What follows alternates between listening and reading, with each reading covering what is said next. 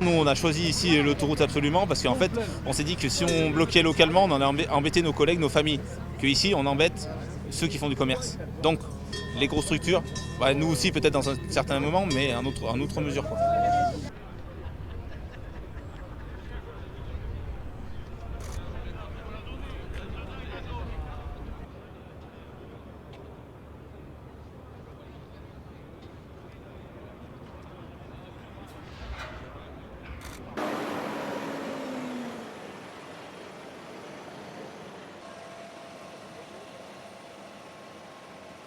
On s'occupe des agriculteurs quand il y a des actions et après on tombe aux oubliettes. On a perdu 20% des agriculteurs depuis 10 ans, 20%.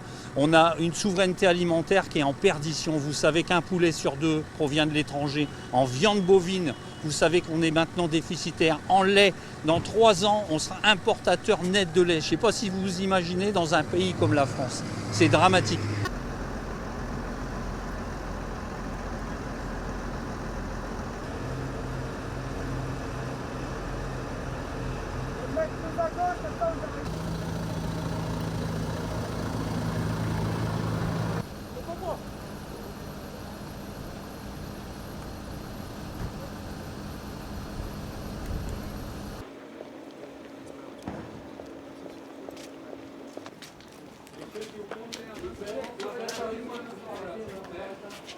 Maintenant, on y a fait part de toutes les doléances de nos agriculteurs qu'on représente. J'ai envie de dire que ce coup-ci, la balle est dans son camp.